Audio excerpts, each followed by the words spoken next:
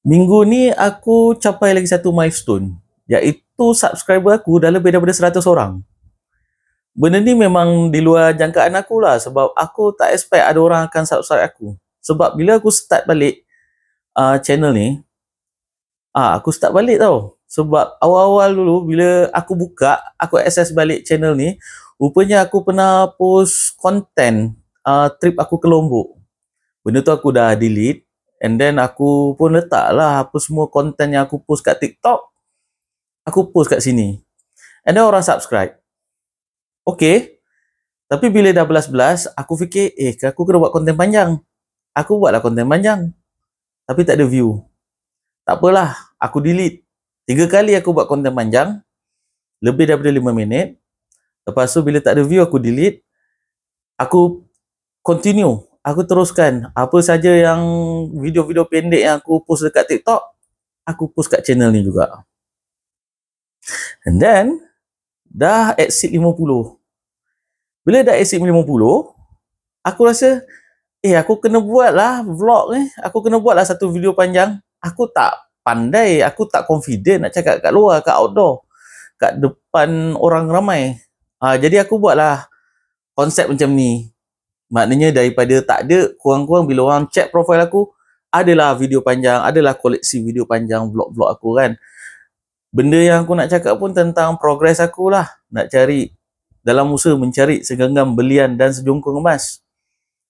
Jadi yang ni usaha untuk cari. Aku tak nak cakap, awal-awal dulu aku cakap aku nak upgrade hidup aku. Tapi bila aku reflect balik, there is so little to upgrade. Aku content dengan hidup aku. Aku content dengan hidup aku. Alhamdulillah. Cuma aku ni suka travel.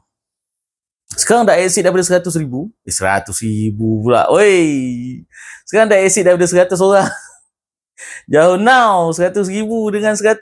Sekarang dah exceed dengan 100 subscriber. Aku tiba-tiba bersemangat nak buat travelog. Sebab awal-awal aku nak buat konten. Aku nak buat travelog. Aku ingat lagi masa tu sebab mak aku yang ajar aku travel. Dulu dia suka hunting tiket free. Dulu Asia kan ada tiket free kan. Free seats. Free zero ringgit punya fare. Jadi mak aku suka hunting tu. And bila dia dapat, dia minta aku teman dia lah. And aku pun rasa macam, wow, best lah travel. And aku pergi Chennai.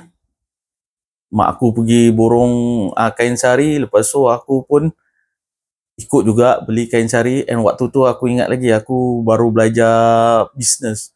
Baru belajar costing. So aku fikir, sebab aku suka travel, aku suka naik kapal terbang, aku nak buat bisnes ni lah. Dengan harapan aku boleh selalu terbang. Dengan harapan aku boleh, kalau boleh nak setiap bulan naik kapal terbang. And then, sebagai idea aku masa tu ialah, kalau aku buat travelog, and then aku dapat income daripada travelog tu, aku boleh travel berterusan. Aku boleh jadi nomad, kan? But, tak menjadi. Aku share idea tu dengan kawan aku, Arwah Tek Anan. And then aku ada bagi dia satu buku tau, tajuk dia ni, Adventure Capitalist. This guy, the author, dia pergi dari satu negara ke satu negara dan buat business face to face. Dia beli barang dan jual kat negara lain. Sama macam aku pergi ke Chennai, lepas tu aku beli kain sari, jual kat Malaysia. So aku cakap, aku nak buat konsep dia macam ni lah. The thing is, masalahnya masa tu ialah masalah bajet. And aku tak sangka kos nak buat video makin lama makin murah. Especially macam sekarang kan. Okay lah, awal-awal aku akan terfikir macam National Geographic punya format kan. Maknanya National Geographic punya standard kan. Maknanya cantik, ada editor. Lepas tu colouring dia, maknanya colour tu dia lebih vibrant, lebih cantik kan. Sebab sekarang aku pakai handphone je. Aku cakap depan ni pun, aku buat konten panjang ni pun, pakai handphone biasa je. So the cost of creating videos has become cheaper.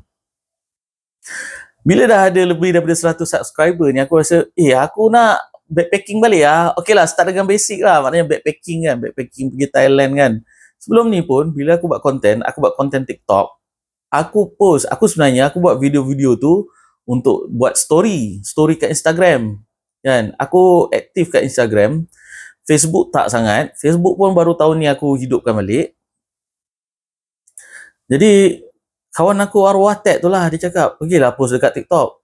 And aku pergi post. And of course, aku pelan-pelan buat komuniti aku sendiri. Tak banyak pun. Dalam 100 lebih je follower aku masa tu. Tapi adalah orang-orang random tanya soalan. Maknanya ada engagement kat konten tu. Cuma beza dia, aku pun tak pandai nak buat video, jadi kepala aku besar macam ni dekat kamera kan, macam tu. Sebab aku tak ada apa kita panggil selfie stick tu, tak ada. Aku pegang phone macam ni. Jap dia. Macam ni aku pegang. So memanglah nampak dekat. So we'll see. Aku dah kena start nyimpan duit lah untuk backpacking kan. Aku rasa kalau sebenarnya aku reluctant nak backpacking, tapi sebab tu konten yang paling basic sekali. Aku kalau pergi travel, contohnya pergi Thailand, aku suka naik kereta. But it's okay. Demi konten, aku kuatkan juga umur-umur macam ni.